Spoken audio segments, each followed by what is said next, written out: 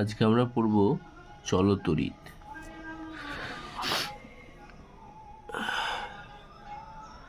চলতরিৎ, এখানে চল বলতে চলমান বোঝাচ্ছে। চলমান মানে কি? যা স্থির নয়। কে স্থির নয়? না, তড়িৎ স্থির নয়। তড়িৎ মানে এখানে আধান বা ইলেকট্রিসিটি ইংলিশে বলা হচ্ছে।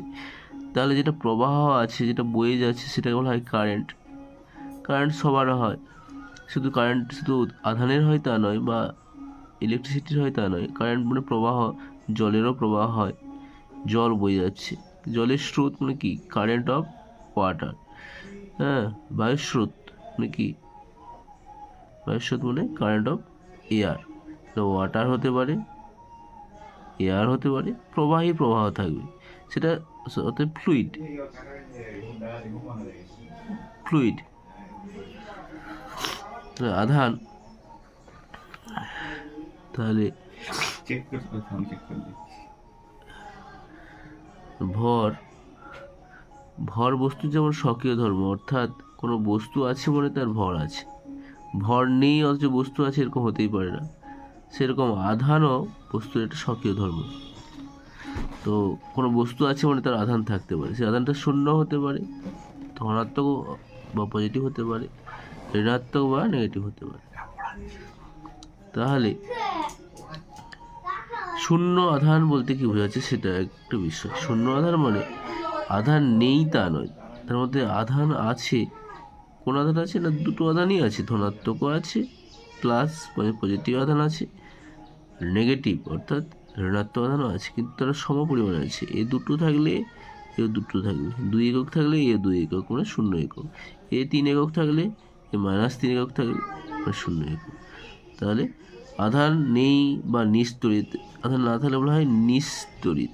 নিস্তড়িৎ, নিস্তড়িৎ এই কথাটা ইংলিশের কথাটা আরো বেশি প্রচলিত।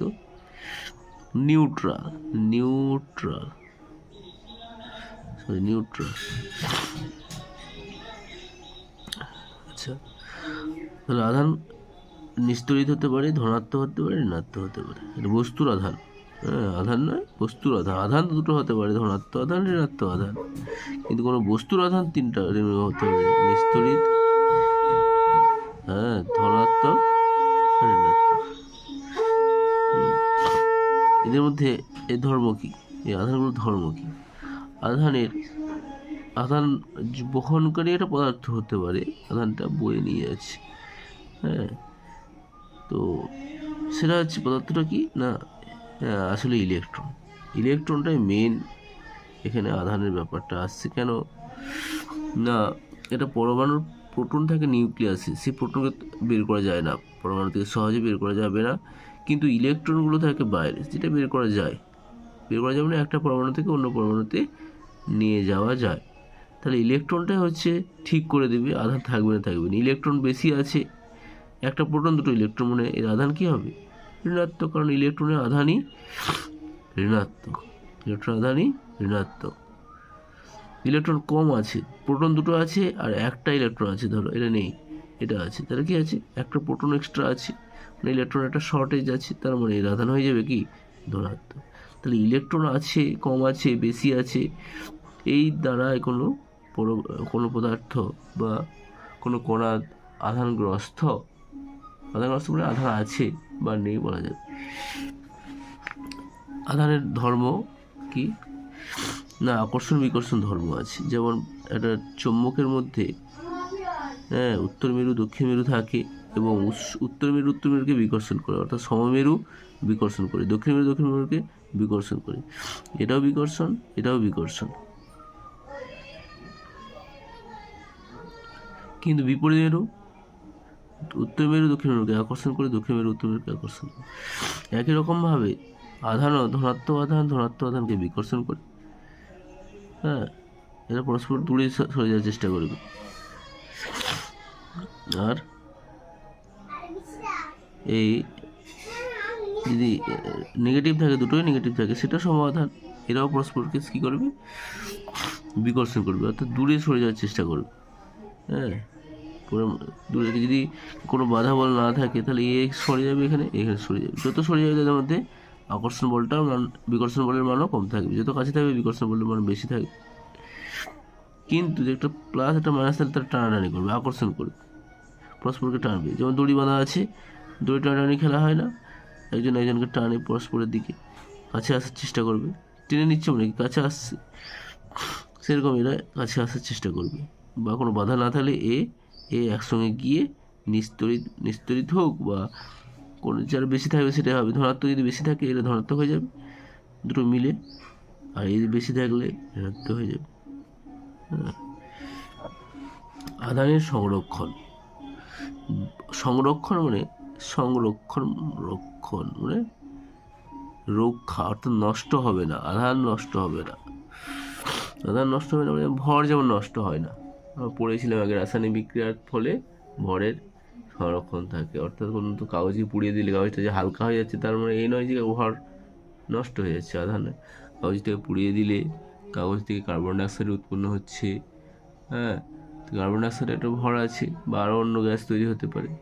সেই গ্যাসের যদি ভর যোগ করা হয় দেখা যাবে রাসায়নিক বিক্রিয়ার আগে এবং পরে মোট ভর কিন্তু একই থাকবে।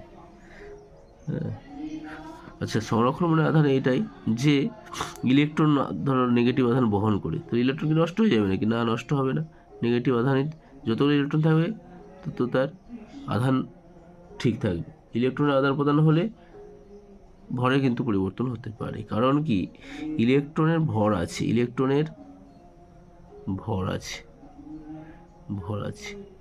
ফলে কোনো একটা বস্তু থেকে ইলেকট্রন বেরিয়ে যাচ্ছে, মানে ছোট একটা কণাও বেরিয়ে যাচ্ছে, তার একটা ছোট হলে ভর আছে, এম ভর, ধরো এম মানে মাস, ভর আছে। অর্থাৎ ইলেকট্রন ছেড়ে দেওয়া মানে তার ভর অল্প হলেও কমে যাবে। কারণ ইলেকট্রন হচ্ছে আধান বহনকারী কণা, একটা ইলেকট্রনের ভর আছে। হ্যাঁ, আধানের হয়তো ভর নেই, কিন্তু ইলেকট্রন আধান বহনকারী কণা এবং তার একটা ভর আছে। আর আধানের সংরক্ষণ বলতে বোঝাচ্ছে যে মোট আধান সবসময় স্থির থাকবে। কোনো আধান দুটো সংস্থার মধ্যে লেনদেন হতে পারে, একজন আধান কমবে একজন আধান বাড়বে, কিন্তু দুটোকে যদি আধান যোগ করে দেওয়া হয় আধান সংরক্ষণ থাকবে।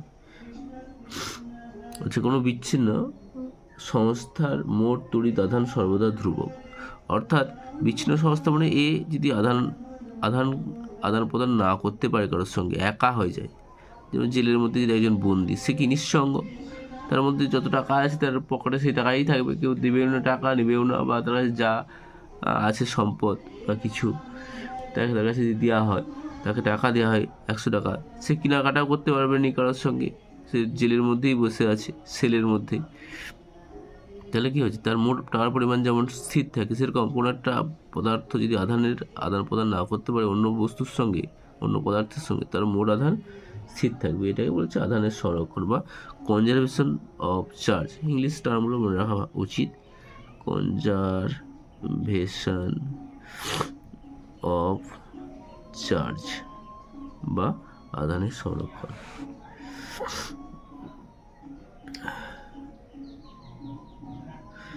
আধানের কোয়ান্টায়ন, এটা খুব ইম্পর্টেন্ট, এটা হচ্ছে ইম্পর্টেন্ট, ভিভিআই। আধানের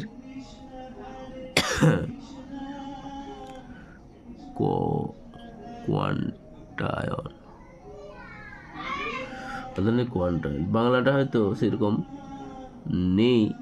হ্যাঁ, quantisation of charge, quantisation of charge, quantisation of charge সেটা কি? ওই যে একটু আগেই দেখলাম যে